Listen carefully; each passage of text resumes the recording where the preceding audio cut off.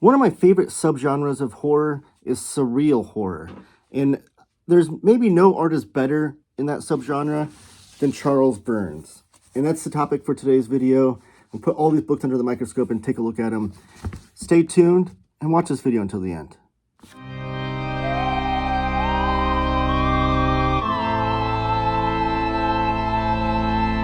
And we're back. My name is Taylor. This is Taylor Talks Comics. Thank you for joining me on this episode in this month. I'm doing 31 days of horror comics all throughout the month of October. I've got a handy dandy playlist in the playlist section of my channel if you want to catch up on the other videos I've done this month so far.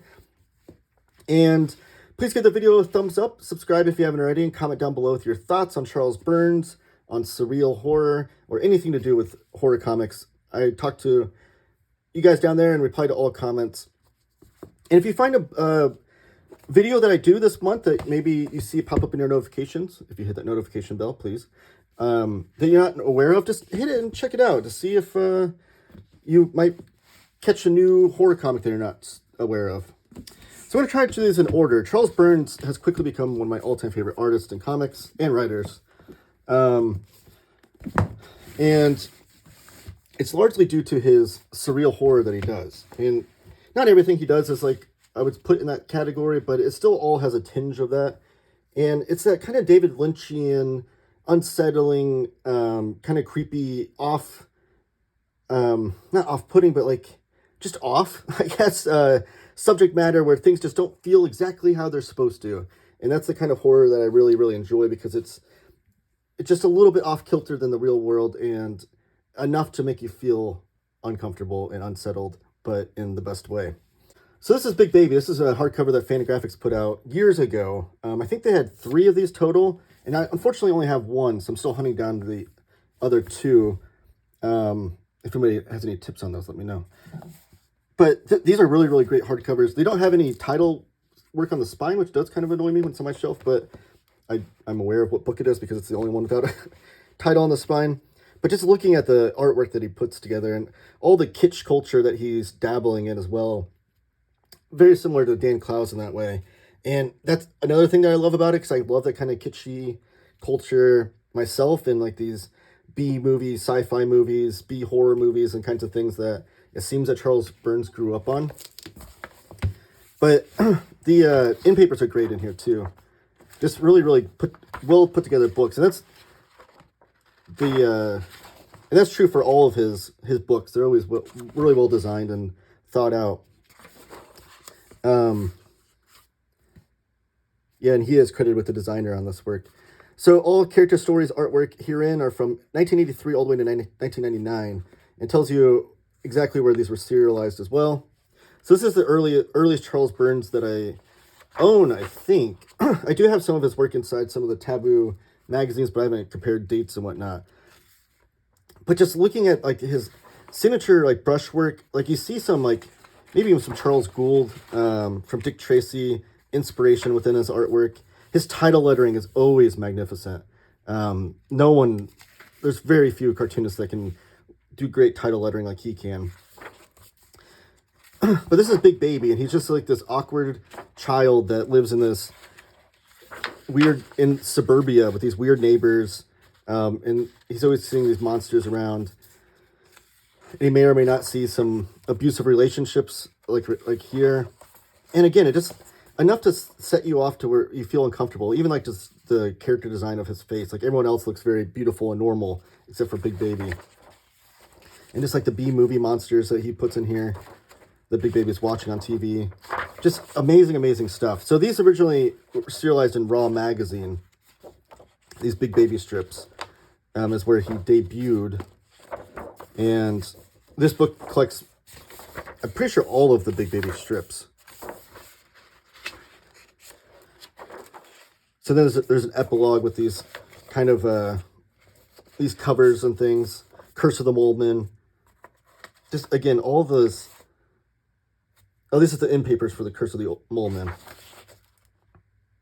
Just a beautiful, beautiful artwork. I love all the feathering in his brushwork too. And again, that title lettering, made with arteries. Like Charles Burns is like the next evolution, I think, of like the EC comic book artists. This is Black Hole. This is probably his most famous work that he's most known for, and this stands as my favorite horror comic of all time. You can see that I've read this thing quite a bit, just based on the crease of the spine. But this is like the gateway to Charles Burns. I feel like everyone, if you want to get into Charles Burns, this is the way to go. And it was originally serialized, I think, was it 12 issues or 10? 12 separate issues with Fantagraphics. And this collection is put out by Pantheon. And they have a hardcover that's very similar to this as well. But in the collected edition here, you don't have like the single issue covers and things. So I do kind of want to collect this in the single issues one day and track down all of those, just because it'd be nice to read in that kind of context as well. But I digress. This is all about these teenagers in this, again, kind of like the suburbia life, which is kind of where most of this takes place. Most of Charles Burns' stories take place. And there are these teenagers that there's like this, this disease going around that is transmitted through having relations with each other. Trying to censor myself for YouTube purposes here. So it's transmitted that way, if you can imagine. And it causes deformities on the outside of the person. So you notice it on the outside rather than just being, under your clothes or whatever sort of deformity you can get from that kind of thing. So it causes like all these kind of mutations and things. But this is like really where you get to grasp certain characters. And I think the character work by Charles Burns is where he excels as a writer, where you really start to fall in love with these characters and want to follow them to their end of the story. And there'll be sometimes where some characters are secretive about whether or not they have the disease, and they'll transmit it to the partner without telling them. Or some people will be able to hide the disease and the deformity they have easier than others. Some of them will be just like overtly, they just look like grotesque on the outside and they can't hide it. So it's all very like similar to like the real world and things that we truly face, but then done in this like surreal kind of off-kilter tinge to it. And just, again, the artwork by Charles Burns, I can't express enough how beautiful it is. But this is like it's a substantial book. I think it's clocks in, I think close to 400 pages. And you won't be able to put it down. You'll just be constantly reading it, trying to figure out what happens next. And I just love the design of this book as well. But that's the one I would recommend the most. Now, this is the X'd Out Trilogy. I can't find my third volume for some reason. I'm just trying to find it. But there are 3 hardcovers. And then it was collected as a paperback in the same trim size with all 3 stories within it. And they have that same like fabric spine to them. But these are really, really great, because this is the first kind of color work that I've ever witnessed by Charles Burns. And you can see right away, if you're familiar with Tintin, of Hergé fame, this is kind of Charles Burns dabbling in his own kind of Tintin-esque story. Let me move the camera so you can see the whole book here. And you can even see like a similarity in the character design here. And this is like truly surreal. Like this is the kind of surreal that you don't know exactly what's going on ever, but even right away. So you have to really kind of go along for the ride and just kind of let Charles Burns tell you a story while you're trying to piece things together. But it kind of feels like a head trip as well when you're reading it. But it's just magnificent. And again, his color work even brings his... Normally, like when I find artists that I love their black and white work so much, it's hard to see them in color. But Charles Burns does such a great job with color that I don't mind it at all. And it's just like another evolution of his artwork. But like I said, there are 3 volumes of this. It's where you follow these characters all the way to their end. But just amazing, amazing work. Again, the title lettering, even on this like record album, just all the bits of artwork that Charles Burns includes in everything, every bit of his story is just really, really great. So that's the X'd Out Trilogy. These are the 2 most recent collections or hardcovers that he's come out with. He has come out with some single issues and risograph print kind of zines and things since then. But these both came out, I think, last year or the year before. I can't remember. But this one is out by Fantagraphics. This is KOMMIX with a K and X and 2 M's. This is Final Cut. This is also put out by Pantheon, the same publisher that did Black Hole. So I'm going to talk about KOMMIX first. Zoom in a little bit. And this is an interesting collection because this is more of an art book than it is a comic book, but there's still like enough to read through here that you're going to be mesmerized and looking at this for a very long time. But this is all just like these fake comic book covers, even done with his own language. But that's how good at title lettering that Charles Burns is, that he can even do great title lettering with this foreign language he's created. You'll see similar characters too that we saw in the X'd Out trilogy. And this whole book is just full of these great comic book covers for these fake comics that don't exist, that Charles Burns was just working out, I guess, for fun or whatever. Like this is kind of his like sketchbook of sorts. Unwholesome Love, he did do a single issue called that, which I should have pulled out for this video. One day I'll do a comprehensive every Charles Burns comic I own kind of thing. But yeah, just again, great title lettering. A lot of these are like the kind of riffs on the old romance comics, but done for a new age. I love this one. That's so funny. And just like brilliant work. And then here's some like thumbnail sized covers.